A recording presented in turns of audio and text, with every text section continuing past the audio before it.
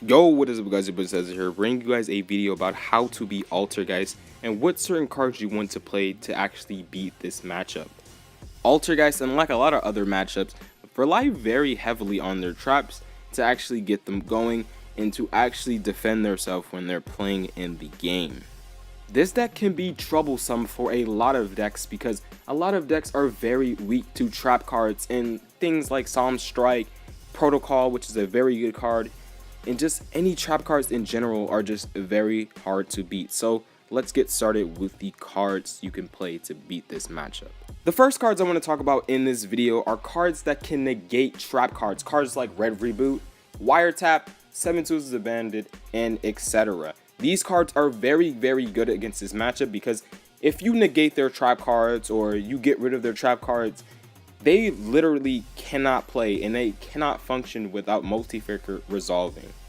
Red Reboot is such an amazing card against this matchup because if you resolve this card against Altergeist, you basically defeat that matchup because they can't do anything at all. They can't resolve their trap card, they can't activate Multi-Faker. This card is just so amazing against this matchup, but you have to keep in mind that if you do not OTK your opponent, you have to get rid of the trap card that you negated as well as the card that they add to their field with the effect of Red Reboot. Now the reason why I mentioned cards like Wiretap and 7 Tools of the Bandit is because these cards are very good in slow decks, unlike Red Reboot, which they get a free card from their deck when you resolve Red Reboot, which is actually bad in slow decks. So you want to run things like Wiretap and 7 Tools of the Bandit in more slow decks like Paleozoics and True Dracos. Overall, I think this card is very strong against the matchup, and if you're deciding on what side cards you want to play the most, this is probably your top priority when going against this matchup. The next cards I want to talk about in this video is cards that can get rid of back row cards like Twin Twister, Cosmic Cyclone, MST, etc. These cards are very good not only for trap cards, for cards like Altergeist, but they're also good in other matchups against like True Dracos for their Draconic Diagram, and for Trickstars for their Light Stage, and just continuous spell cards and all of those other cards in general. Now, depending on which deck you're actually playing, you want to decide whether you want to go with either Cosmic Cyclone or Twin Twisters as your side deck options for this deck.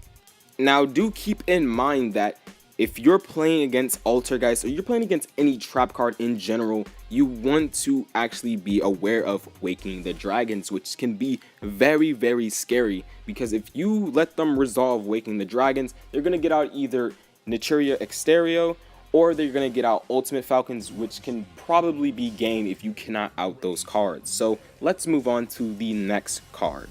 The next cards I want to talk about in this video is strong monsters that can't either be targeted by card effects or are unaffected by card effects.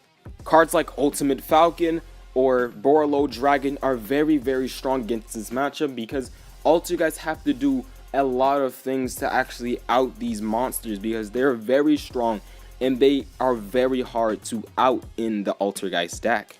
They have to go through a lot of loopholes to actually get their monsters to a certain attack to actually attack over either Borreload or Ultimate Falcon, and even then it can be very hard for them to do so because they have to fight through other cards your opponent may have. So these cards are very strong against that matchup.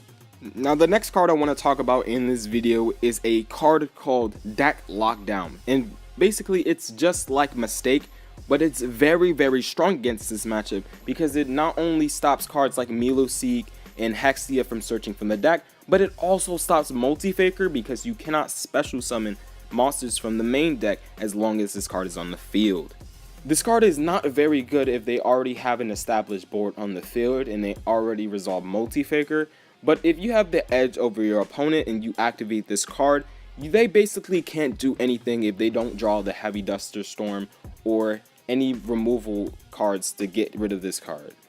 This card is not only good against Altergeist, but it's very good against the Nightmare decks like Gokis, which they add cards from their deck to hand all the time, and they special summon monsters from the deck with Assaulde. But it's also good against Spirals as well because they special summon cards with Double Helix. So I think this card is a very underrated card and you should consider playing this card if you plan on playing the deck that goes first.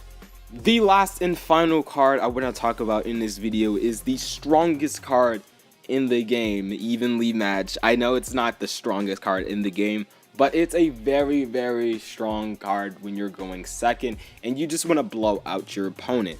This card is just very, very good against the Altergeist matchup if they're not really ready for this card. Do keep in mind that a very good Altergeist player with a very strong hand is not going to really set all their back row and just pass to you, because that is not really the optimal play when they know that Evenly Matches a card. So do keep in mind that your opponent is going to try to play around Evenly Matched if they can. So that is it, guys. Let me know what you guys think about this video and tell me what you think is actually really good against the Altergeist matchup that I didn't mention in this video. So that is it, guys. I'll see you later. Peace.